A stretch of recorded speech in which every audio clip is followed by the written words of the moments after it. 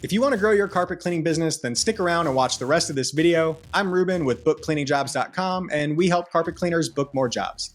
This week, we've got a lot to talk about in the carpet cleaning marketing update, so let's go ahead and jump into it. We'll start with Google Business Profile.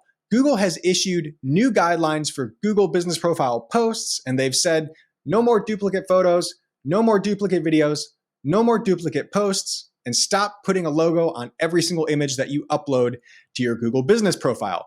So these are new guidelines. If you notice that your Google Business posts are getting rejected, make sure that you're not uploading the same photo that you used last week. Make sure you're not using the same text that you used last week. You may have to change up your posting strategy on Google Business Profile to accommodate these new changes, but Google has said they don't want you uploading the same stuff over and over again. If you're going to use Google Business posts, then you need to be posting something unique every single time. So you may need to reevaluate your posting strategy on Google Business Profile. Moving on to Yelp. Yelp sent an interesting email recently, and I wanted to cover this with you because I think it's important, and I think there's a lot of confusion around Yelp reviews, especially in the carpet cleaning community. So if you've ever wondered, why does Yelp hide all of my reviews, or where are all my damn Yelp reviews? Then listen to what I'm about to tell you. Yelp says don't ask for reviews. And if you ask for reviews, Yelp's probably going to hide them on your profile.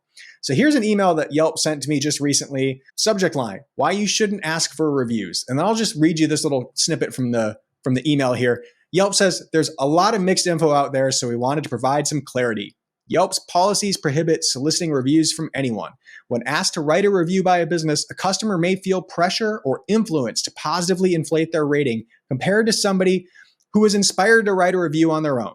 This policy helps to cultivate organic and authentic reviews so customers know they can trust the great reviews for businesses like yours. So Yelp says, don't ask for reviews. They think a more authentic review is a customer just out of the goodness of their heart deciding to log into Yelp and create an account and write a review about your carpet cleaning business. So that's how Yelp would like it to work. Now, Yelp goes on further, and they clarify that Yelp actually uses a recommendation software to review all of the reviews that come into Yelp. So when you get a review on Yelp for your carpet cleaning business, Yelp's recommendation software looks at your review. And one of the things it looks for is, was this review solicited? Yelp says about it, solicited reviews. These are reviews that the recommendation software suspects the business owner or an employee asked for. Reviews the business owner or an employee asked for. Reviews that consumers write when asked to do so tend to be biased compared to reviews that consumers are motivated to write on their own. So again, Yelp says they prefer if consumers just wrote reviews because they wanted to, not because a business asked. The problem with that is there are a lot of statistics to show that consumers are far more likely to leave a negative review than a positive review. But that aside, Yelp says on their platform, hey, it's their show. They can run it however they want. They make the rules. Yelp says don't ask for reviews. Yelp thinks that it helps create an unlevel playing field. If some businesses are using software and their employees to ask all their customers for reviews, Yelp feels as though that's not fair, maybe to some other businesses who can't take advantage of that. So keep that in mind if you're using software like Nice Job or some other kind of review generation software that might be pushing people over to Yelp. I would suggest that maybe you don't send those people to Yelp to leave you a review anymore. Maybe you send them to Google or Facebook. I think those reviews might be more valuable to a carpet cleaning business than a Yelp review anyways. And like I said, Yelp doesn't want you asking for reviews. So moving on, if you have a form on your carpet cleaning business's website, a lot of carpet cleaning companies put a form on their website so that customers can contact you, request a quote, book an appointment. If you got a form on your site, more than likely you get some spam through that form. This is an example of some form spam that I got from a client of mine today. He got this through the form on his site, and man, it's a long email listing everything wrong that this guy says is wrong with my client's website here. Listen, if you get spam like this from your website's forms, if you get it in your email, the best thing I'd recommend to you is to just ignore it. If you want to hire a marketer to help you grow your carpet cleaning business, there's better ways to find qualified marketers than just replying to the last guy who spammed your website.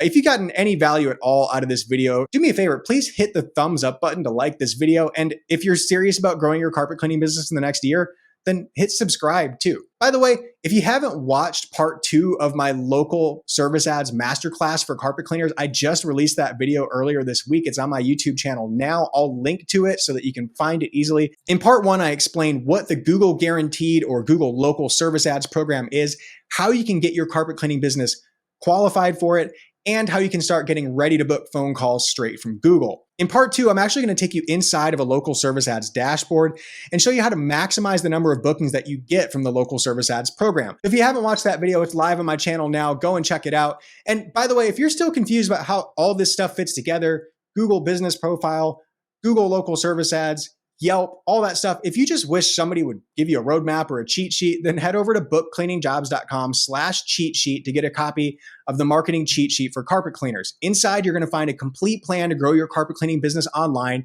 and book more jobs.